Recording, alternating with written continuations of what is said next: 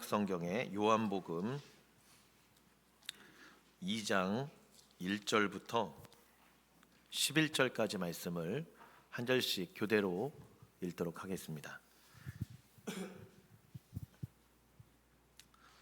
사흘째 되던 날 갈릴리 가나에 혼례가 있어 예수의 어머니도 거기 계시고 예수와 그 제자들도 혼례의 청함을 받았더니 포도주가 떨어진지라 예수의 어머니가 예수에게 이르되 저들에게 포도주가 없다 하니 예수께서 이르시되 여자여 나와 무슨 상관이 있나이까 내 때가 아직 이르지 아니하였나이다. 그의 어머니가 하인들에게 이르되 너희에게 무슨 말씀을 하시든지 그대로 하라 하니라. 거기에 유대인의 정결 예식을 따라 두세 통 드는 돌 항아리 6이 놓였는지라. 예수께서 그들에게 이르시되 항아리에 물을 채우라 하신즉 아기까지 채우니 이제는 떠서 연회장에 갖다 주라 하심에 갖다 주었더니 연회장은 물로 된 포도주를 맛보고도 어디서 났는지 알지 못하되 물 떠온 하인들은 알더라. 연회장이 신랑을 불러 말하되 사람마다 먼저 좋은 포도주를 내고 취한 후에는 낮은 것을 내거늘 그대는 지금까지 좋은 포도주를 두었도다 하니라. 같이 읽겠습니다. 예수께서 이 첫 표적을 갈릴리 가나에서 행하여 그의 영광을 나타내심에 제자들이 그를 믿으니라. 아멘. 오늘도 하나님의 크신 은혜가 예배하는 우리 사랑하는 성도들 한 사람 한 사람 가운데 가득하기를 주님의 이름으로 축복합니다. 요한복음에는 기적 이야기가 많이 나옵니다. 이 요한복음의 저자가 예수님에게 주목하고 또 예수님의 이야기를 아주 구체적으로 이 요한복음의 이 요한의 시점에서 이렇게 감성적이기도 하고 또 세밀하기도 하고 이렇게 기록되어져 있는데 요한복음에는 7가지의 기적을 소개하고 있습니다. 그 중에 오늘 나온 이 요한복음 2장의 말씀이 첫 번째 기적의 이야기입니다. 한번 1절과 2절의 말씀을 다시 한번 읽어보도록 하겠습니다. 1절 2절 시작. 사흘째 되던 날 갈릴리 가나에 혼례가 있어 예수의 어머니도 거기 계시고 예수와 그 제자들도 혼례의 청함을 받았더니 아멘. 이 유대 이스라엘 결혼식을 보면 여러분 많은 이들을 초청합니다. 또 결혼식이 우리는 뭐 하루 단시간 이렇게 끝내지만 여기는 한 일주일 정도 이렇게 온 축제처럼 하기 때문에 조금 웬만한 관계가 있는 사람들은 대체적으로 이렇게 초대를 합니다. 그리고 진짜 좀 친하다, 가깝다. 그런데 이 결혼식에 참여하지 않는 건 굉장히 큰 신뢰를 범하는 거예요. 그래서 아마 이 예수님의 어머니가 이 혼례에 초청을 받았고 예수님하고 그 제자들도 초청을 받았습니다. 그러니까 어머니하고도 관계가 있는 것 같고요. 뭐 정확히 누구라고 표현하고 있지는 않지만 이 혼인잔치 가나에 있는 이 혼례가 예수님의 어머니하고도 관계가 있고 예수님하고도 관계가 있고 제자들하고도 관계가 있습니다. 그래서 뭐 어떤 분은 이 혼례가 뭐 사도 요한의 결혼식이 아닌가 뭐 이렇게 얘기하는데 성경이 정확하게 이야기하고 있지는 않기 때문에 뭐 거기 누구의 결혼식이다 뭐 이런 거에 우리가 주목할 필요는 없습니다. 그러나 분명한 것은 갈릴리 가나에 혼인잔치가 있었고 여기에 예수님과 그의 어머니와 제자들이 초청을 받아 지금 이 결혼식에 참여를 한 겁니다. 1절에 보면 사흘째 되던 날 이렇게 얘기하거든요. 사흘째 되던 날. 이게 이제 뭐로부터 사흘째 되는 거냐?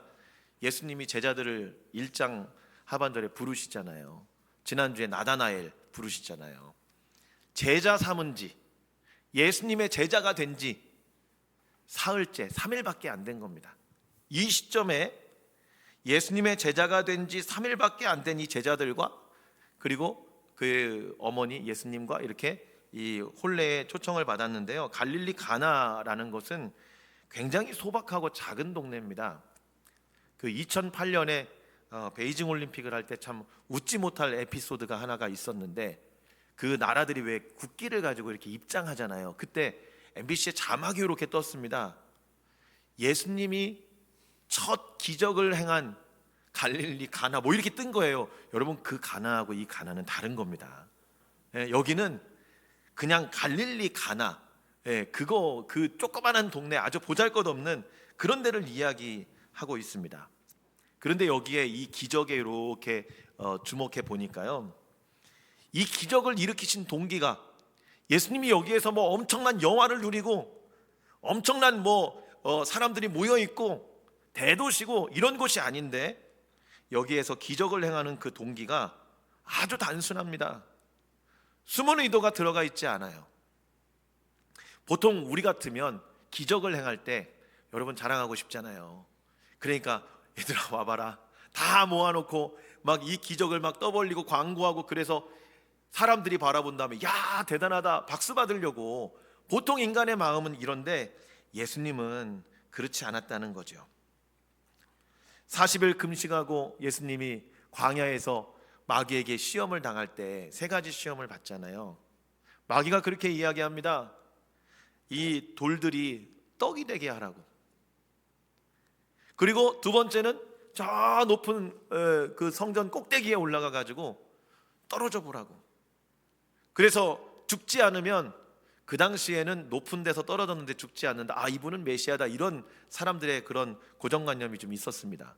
그러니까 그렇게 되면 굳이 그 힘든 십자가 지지 않아도 사람들이 봤을 때 야 저분 메시아네, 이 돌들로 떡덩이 만드셨어, 그리고 저 높은 데서 떨어지셨는데 천사가 보호해서 죽지 않았어, 야 이거 메시아다, 이 쉬운 길이 있으니까 굳이 십자가를 지지 않아도 멋지게 내가 메시아다 이렇게 드러낼 수 있지 않는가. 마귀가요 이렇게 자기를 자랑하듯이 예수님의 메시아를 드러내라고 유혹하는 겁니다. 예수님이 말씀으로 물리치시죠. 우리는 그렇게 쉬운 길 생각하고, 우리는 좀 자랑할 거 생각하고 이렇게 선택할 수 있지만, 예수님이 기적을 베푸신 이 오늘 본문의 동기는요 그렇지 않다는 거예요. 굉장히 단순합니다. 한번 3절 말씀을 한번 읽어볼까요? 3절 같이 읽습니다. 시작. 포도주가 떨어진지라 예수의 어머니가 예수에게 이르되 저들에게 포도주가 없다 하니. 자, 3절 전반부에 보면 기적을 베푸신 동기가 나옵니다. 그 동기가 뭐냐면 그냥 포도주가 떨어진지라. 포도주가 없었습니다. 예수님이 기적을 베푸신 이유는 포도주가 없었기 때문이에요. 얼마나 단순합니까? 예수님이 메시아임을 보이기 위해서 모든 사람에게 막 어떤 감동을 주기 위해서 기적을 베푸신 게 아니에요. 여러분, 우리가 왜 구제합니까? 그 사람이 어렵고 배가 고프니까요. 왜 도와줍니까? 그 사람이 어려운 상황에 있으니까요. 환자를 왜 치료합니까? 그 사람이 아프니까요. 어찌 보면 그 이유가 굉장히 단순한 게 맞습니다.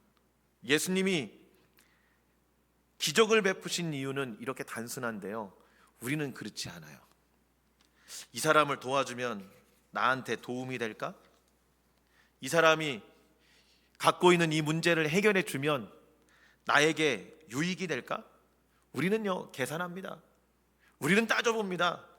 내 편이 아니라고 생각하면 그러면 도와주는 것이 아니라 오히려 비난하고 대적하고 모함합니다.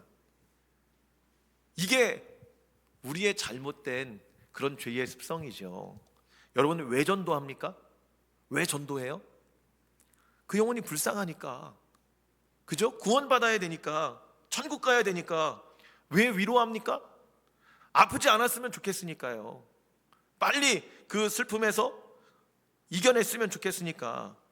여러분, 이 예수님의 이 동기처럼 우리의 신앙이 너무 복잡하지 않았으면 좋겠습니다. 여러분, 우리의 신앙이, 우리의 그런 교우들과의 관계가 너무 계산하고 따지고 그러지 않았으면 좋겠어요. 왜냐하면 예수님이 이렇게 하셨기 때문이죠. 여러분, 이런 예수님의 마음을 갖는 저와 여러분이 되기를 바랍니다. 여기 말씀해 보면 예수의 어머니가 예수에게 이르되 저들에게 포도주가 없다 하니, 이렇게 얘기합니다. 예수님이 기적을 행하시는데 큰 역할을 한 사람이 오늘 여기에 등장합니다. 그 첫 번째가 누구냐면 바로 예수님의 어머니예요. 예수님의 어머니도 그냥 초청받은 한 명의 하객일 뿐입니다. 그런데 포도주가 떨어진 게 예수님의 어머니하고 무슨 상관이 있습니까? 포도주가 떨어진 건 이 혼주하고 상관이 있는 거죠. 신랑 신부하고 관계가 있는 거죠. 예수님의 어머니가 사실 포도주 떨어졌다고 해서 뭐 큰일 난 거 아니지 않습니까? 자기 일이 아니잖아요. 그런데 이 예수님의 어머니가 혼주에게 가가지고 핀잔 주지 않습니다. 아니 왜 포도주를 요만큼밖에 준비 안 하셨어요? 사람이 이렇게 많이 왔는데 포도주를 예상하고 많이 준비했어야죠. 이렇게 핀잔 주지 않아요. 그리고 다른 사람들처럼 뒤에서 막 수군거리고 비난하지 않습니다. 아 혼주가 말이야 믿음이 없어가지고 사람들이 조금밖에 올 줄 알고서는 포도주를 요만큼밖에 준비 안 했대. 지금 큰일 났다 야 포도주 떨어졌다. 뒤에서 수군거리고 비난하고 그러지 않습니다. 그럼 어떻게 합니까? 이 문제를 해결할 단 한 사람, 예수님을 찾아옵니다. 이것이 여러분 마리아의 믿음이에요. 예수님이 해결하시리라 하는 그 기대와 믿음, 이 문제의 열쇠가 예수님께 있다. 믿음, 이런 믿음이 저와 여러분에게 있어야 할 줄로 믿습니다. 어떤 문제의 상황 가운데 부딪혔을 때 예수님께 주목할 수 있는 저와 여러분이 되기를 주의 이름으로 축복합니다. 유대 결혼식과 관련해서 이런 말이 있어요. 신랑은 없어도 포도주는 빠지지 말아야 된다. 이런 말이 있습니다. 포도주가 결혼식에 얼마나 중요한지 모릅니다.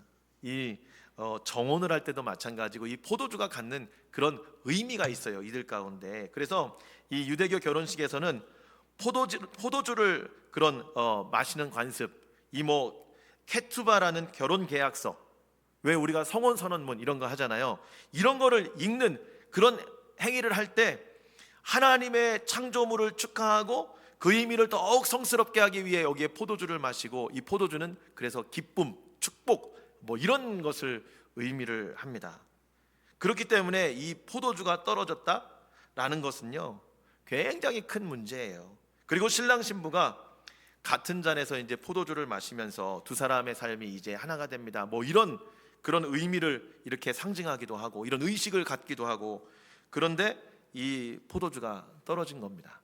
그냥 어떻게 보면 이 결혼식의 분위기에는 굉장히 큰 그런 부담을 갖는 그러한 사건이죠. 예수님의 어머니가 예수님께 찾아왔습니다. 포도주가 떨어졌습니다. 이렇게 얘기했더니 예수님의 반응을 보십시오. 4절 말씀 한번 읽어보도록 하겠습니다. 4절 시작.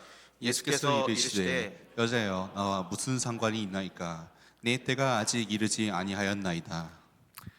요 말씀, 요 어감만 봤을 때는 예수님이 너무 어머니한테 예의가 없는 거 아닌가, 여러분 이렇게 생각할 수 있습니다. 왜냐하면 만약에 어머니가 아들 쓰레기 좀 버리고 와 그랬는데 우리가 여자여 나와 무슨 상관이 있나이까 여러분 이러면은요 뒤통수 한 대 맞는 거예요. 근데 이 말씀은 그런 말씀이 아니에요. 여자여, 이게 이제 두나이, 헬라어로 이런 말인데 여자를 굉장히 높여서 부르는 말입니다. 우리는 이제 여자여 이렇게 번역을 했지만 사실 어머니에게 호칭하기는 좀 뭐 해석이 좀 적당한 단어가 쉽지는 않은데요. 뭐 우리로 보면 여사님 뭐 이런 거예요.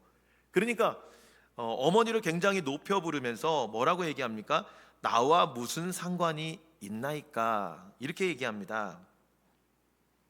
그러면서 뭐라고 얘기하느냐? 내 때가 아직 이르지 않았습니다, 이렇게 얘기해요. 나와 상관이 없다는 얘기는 어머니 귀찮게 왜 이러세요, 어머니가 알아서 하세요, 이런 얘기가 아니에요. 그 다음이 굉장히 중요한 겁니다. 내 때가 아직 이르지 않았다는 거예요. 요한복음에는 이 때에 대한 말씀이 굉장히 많이 나옵니다. 때에 대한 말씀이 나오는데 이 때라는 표현이 나올 때마다 어떤 것과 연결이 되냐면 예수님의 그 십자가 사건하고 연결이 되는 거예요. 그러니까 이 때는 하나님이 공적으로 예수님을 불러가지고 이제 마리아와 요셉의 아들의 삶이 아니라 하나님의 아들로서의 공적인 삶을 살아가는 그때를 이야기합니다. 그러니까 내가 기적을 행할 때가 아직 아니라는 거예요. 하나님의 아들로 살아가는 이 시점이 이제 곧 하나님이 허락해 주실 텐데 그때가 아직 아니라는 겁니다. 그러니까 내 때가 아직 이르지 않았습니다. 근데 왜 나에게 이렇게 사사로운 부탁을 하십니까? 라고 지금 예수님이 이야기를 하시는 겁니다. 근데 이때 이런 이야기를 들은 마리아의 반응이 어떠하냐? 5절에 이렇게 이야기합니다. 한번 읽어보겠습니다. 5절 말씀 같이 읽습니다. 시작. 그의 어머니가 하인들에게 이르되 너희에게 무슨 말씀을 하시든지 그대로 하라 하니라. 마리아가 하인들에게 이렇게 이야기하는 거예요. 뭐라고 하냐? 이르되 너희에게 무슨 말씀을 하시든지 그대로 하라. 예수님은 거절의 뜻을 마리아에게 보였습니다. 그런데 마리아가 봤을 때 이 문제를 해결할 사람은 예수님밖에 없어요. 이 포도주를, 이 숙성된 맛있는 걸 어디 가서 이 대량으로 이렇게 구해다가 이 혼인잔치의 기쁨이 끊어지지 않도록 할 수 있는 방법이 없지 않습니까? 예수님밖에 없습니다. 그래서 뭐라고 이야기하느냐? 하인들에게 무슨 말씀을 하시든지 그대로 하라.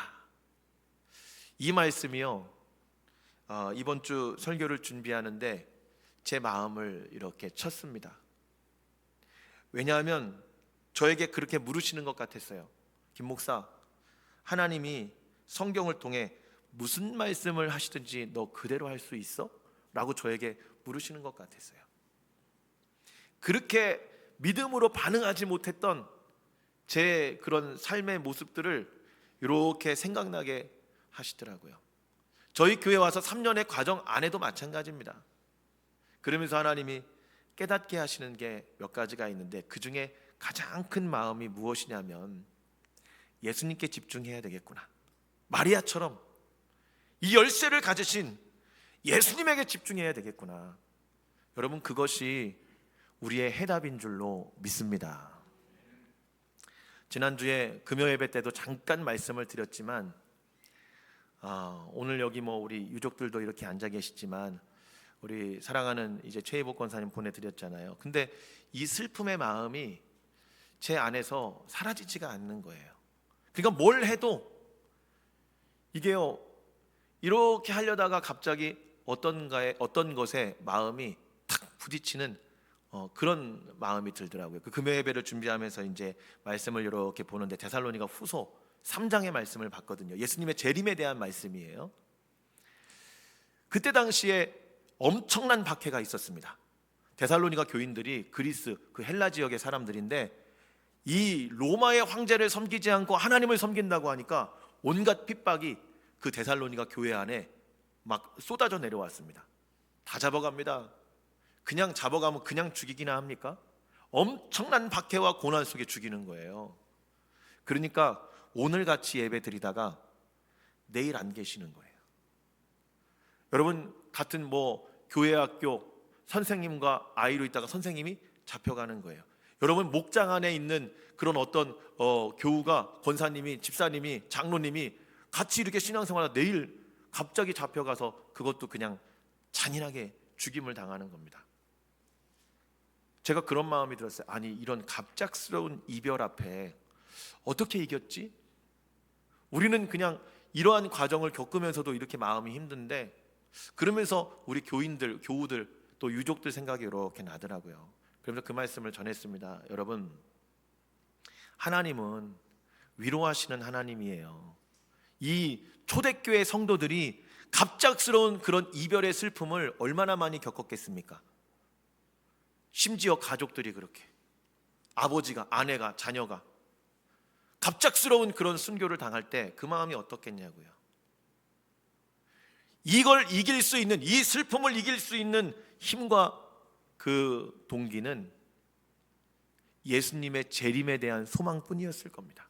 천국에 대한 소망뿐이었을 거예요. 그러니까 그들이 견디고 이긴 거예요.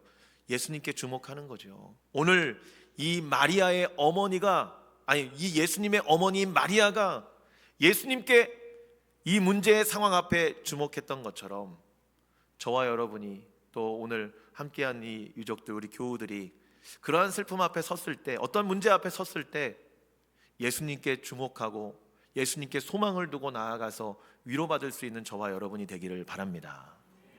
그래서 예수님이 그렇게 예수님 앞에 이 예수님의 어머니가 그렇게 고백하는 거예요. 무슨 말씀을 하시든지 그대로 해라. 마리아에게는 믿음이 있었습니다. 왜요? 이미 경험이 있거든요. 천사가 와서 예수님의 수태고지를 할 때 예수님이 온 인류를 구원할 메시아로 온 것이다, 마리아에게 이야기할 때 동정녀 탄생의 사건을 마리아는 경험했거든요. 그러니까 예수님을 믿음으로 바라볼 수 있는 거예요. 그리고 나서 이제 마리아는 그렇게 이야기하고 가버립니다. 이제 하인들이 남습니다. 예수님이 남아요. 이들의 이야기가 6절부터 쭉 하반절에 나오고 있습니다. 6절부터 9절까지 좀 길긴 한데 한번 쭉 이어서 같이 읽어보도록 하겠습니다. 6절부터 9절까지 시작. 거기에 유대인의 정결 예식을 따라 두세 통 드는 돌 항아리 6이 놓였는지라. 예수께서 그들에게 이르시되 항아리에 물을 채우라 하신즉 아기까지 채우니 이제는 떠서 연회장에 갖다 주라 하심에 갖다 주었더니 연회장은 물로 된 포도주를 맛보고도 어디서 났는지 알지 못하되 물 떠온 하인들은 알더라. 연회장이 신랑을 불러. 아멘. 여러분, 예수님이 참 지혜가 있으세요.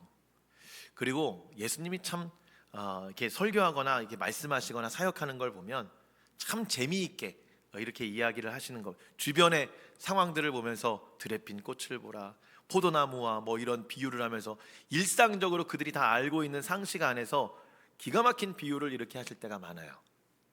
그리고 또 기적을 베푸실 때 보면 그냥 아무것도 없는 상태에서 무에서 유를 갑자기 이렇게 기적을 베푸시지 않습니다.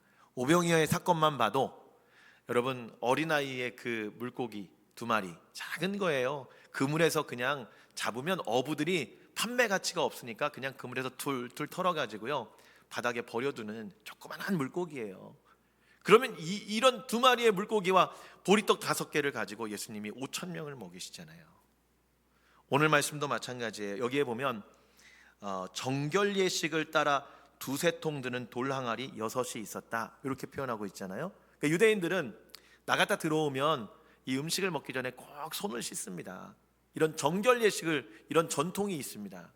이런 걸 하도록 또는 물이 이렇게 있는데 거기가 비어 있었던 것 같아요. 그래서 예수님 뭐라고 얘기하시냐면 이 하인들에게 물을 채우라 이렇게 얘기합니다. 물을 채우라 이렇게 얘기해요. 뭐 반만 채워라, 뭐 꼭대기까지 채워라 이런 얘기 안 합니다. 그런데 하인들이 하는 거 보세요. 이 물을 어디까지 채우느냐? 아귀까지, 이 꼭대기까지 가득 채우는 거예요. 이 6의 그 물을 채우려면 10에서 15통 정도의 물을 길러와야 됩니다. 당시에는 지금처럼 뭐 수도 이렇게 들고 그런 게 없잖아요. 그러면 우물로 가야 되는 거예요. 유대 지방에 우물물이 깊어요. 이만큼 채우려면 힘을 엄청나게 쓰고 끌어올리고 해야 됩니다. 그러나 제가 가만히 생각해 보니까 물 채우라고 하시면 뭐 채울 수는 있겠더라고요. 뭐 채우라고 하시는데 조금 땀 흘리고 조금 쓰고 하고 조금 더 애쓰고 힘쓰면 되잖아요. 이 물을 다 아기까지 채웠습니다. 근데 문제가 여기서 발생해요. 난방을 좀 줄여주세요. 난방을. 어떤 문제가 발생하느냐? 예수님이 이렇게 얘기하십니다. 그 물을 연회장에게 갖다 주래요. 연회장에게 갖다 주래요. 지금 포도주가 없어가지고 큰일 났습니다. 근데 물을 연회장에 갖다 주래요. 만약에 그 물이 그냥 물이면 이들은 맞아 죽을 수도 있어요. 그리고 하인들은 알아요. 여기 보면 물 떠온 하인들은 알더라 이렇게 얘기하잖아요. 하인들은 알아요. 이게 어떤 물인지. 왜냐? 쥐들이 떠왔거든요. 우물에서 길러왔거든요. 이거 포도주 아니거든요, 여러분. 저는 굉장히 여러분 상식적인 사람이에요. 제가 이렇게 부교육자 사역을 하다 보니까 상식을 좀 잘 갖춰야 되겠더라고요. 제가 담임 목회를 오래 했으면 막 상식보다는 막 기적을 막 이럴 텐데 부목사 기간을 한 15년 하다 보니까 상식이 발달하는 거예요. 그러다 보니까 상식선에서 이거 물을 가져다가 연회장에 갖다 주는 건 아니지 않은가? 물 떠온 하인들은 알아요. 다른 사람들은 몰라요. 만약에 그냥 이거 연회장에 갖다 줘 그러면은 뭐 필요하니까 갖다 주라고 하나 보다 그럴 수 있지만 하인들은 알아요. 이들은 이게 물이라는 거 알아요. 포도주가 아니라는 거 알아요. 딱 봤는데 물이에요. 아직 변하지도 않았습니다. 그런데요, 놀라운 건 하인들이 이것을 가지고 연회장에게 갑니다. 이게 여러분 믿음이라는 거예요. 상식, 그 안에 머무르면은요, 상식선에 머무르는, 상식을 쫓아가면 상식선에 머무르는 인생이 되지만, 그러나 믿음을 쫓아가면 기적을 경험하는 인생이 되는 줄로 믿습니다. 여러분 그런 얘기 들어보셨죠? 이 되게 유명한 말이잖아요. 상식을 쫓아가면 상식선에 머무르는 인생이 되고, 믿음을 쫓아가면 기적을 경험하는 인생이 된다. 누가 얘기한 겁니까? 제가 그냥 지금 얘기한 거예요, 여러분. 네. 한번 이렇게 웃으시라고 제가 한번 말씀드린 거예요. 여러분, 저는 굉장히 상식적인 사람입니다. 제가 회개했어요. 이 말씀 보면서. 그렇지, 상식을 쫓아가면 상식의 수준 안에 머무는 거죠. 목회를 하고 또 교회를 이렇게 뭐 예배를 드리고 기도를 하고 상식 안에서만 이건 안 돼, 무슨 뭐 동정녀 탄생이야, 무슨 병이 치료되겠어, 무슨 뭐 기적이 일어나겠어, 그러면 그 상식의 선에 머무르는 거예요. 이 문제는 해결 안 돼, 이 문제는 누가 와도 풀을 수 없는 그런 문제야, 이러면 그 상식선에 머무른다는 겁니다. 그러나 우리가 예수님을 주목하고 믿음을 쫓아가면 기적을 경험하는 인생이 되는 줄로 믿습니다. 오늘 말씀을 이렇게 정리합니다. 여러분, 성경에 나와 있는 기적은요, 믿음 뒤에 반드시 이 하인들과 같은 순종이 따라옵니다. 마리아처럼, 예수님의 어머니처럼 예수님을 믿는 그 믿음이 있어요. 그리고 기적은 이 하인들처럼 순종할 때 우리에게 나타나는 줄로 믿습니다. 여러분, 기적을 경험하고 싶으세요? 그러면 예수님을 주목하고 믿음을 가지세요. 그리고 주님이 우리에게 하시는 말씀에 귀 기울이고 그 말씀에 순종하십시오. 그럴 때 우리에게 놀라운 하나님의 이런 기적이 나타나고 이 기적을 경험하는 그러한 인생이 되는 줄로 믿습니다. 오늘 이 설교의 제목이 무슨 말씀을 하시든지 그대로 하라, 이런 믿음이 저와 여러분 가운데 충만하고, 이번 한 주도 이 믿음을 가지고 물떠온 하인들은 알더라, 주님의 그 예수님의 기적을 깨닫고 알고 생각하며 믿음으로 반응하고 나아갈 수 있는 저와 여러분이 되기를 주의 이름으로 축복합니다. 기도하겠습니다. 우리 이 시간에 하나님 앞에 말씀을 생각하며 잠시 기도하는 시간을 갖겠습니다. 주님, 이 결혼잔치에 포도주가 떨어진, 어찌 보면 큰 문제의 상황 속에 예수님의 어머니와 예수님이 놓여졌습니다. 마리아가 생각할 때 이 일을 해결할 분은 예수님밖에 없었습니다. 분명히 해결할 것이다 라는 믿음이 마리아에게 있었습니다. 그래서 예수님 앞으로 나아가고 무슨 말씀을 하시든지 그대로 하라. 그리고 그 말씀을 받은 하인들은 예수님의 말씀대로 순종해서 기적을 경험합니다. 물떠온 하인들은 알더라.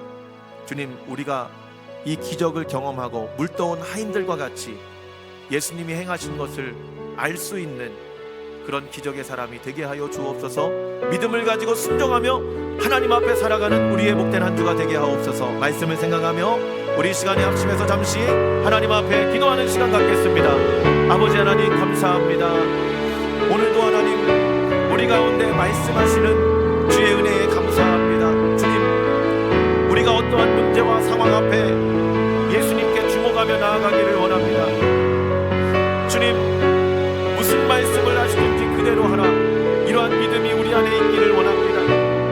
그리고 순종해서 아기까지 채우고 연회장에게 갖다 주었을 때 이 물이 포도주로 변하는 놀라운 기적을 이들은 경험했습니다. 다른 사람은 아무도 몰라도 물떠온 하인들은 알더라.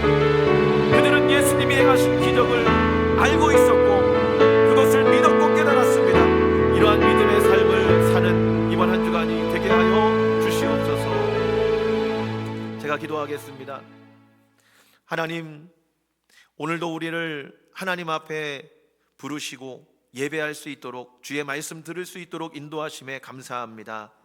살다 보면 수많은 어려움과 장애 앞에 서게 됩니다. 우리가 그때마다 좌절하고 낙심할 때도 있지만 오늘 말씀을 비추어 이제 마리아처럼 예수님을 주목하고 예수님께 나아갈 수 있는 우리들 되게 하여 주옵소서. 무슨 말씀을 하시든지 그대로 하라. 우리에게 들려주시는 하나님의 음성으로 듣게 하여 주옵소서. 그리고 그 말씀을 들은 하인들이 예수님 말씀에 순종해서 물을 채우고 연회장에게 그 물을 가져다 줄 때 물이 포도주로 변하는 기적을 경험했습니다. 아무도 이 사실을 알지 못했지만 물 떠온 하인들은 알더라. 믿음으로 순종한 마리아와 이 하인들은 예수님의 기적을 경험하고 알았습니다. 주님, 이러한 은혜를 경험하는 우리의 삶이 되게 하여 주옵소서. 무슨 말씀을 하시든지 그대로 믿음으로 결단하며 순종하며 행할 수 있는 우리의 복된 한 주가 되게 하여 주시옵소서. 예수님의 이름으로 기도드립니다. 아멘. 우리 주신 말씀을 생각하며 찬송가 351장 함께 찬양하시겠습니다.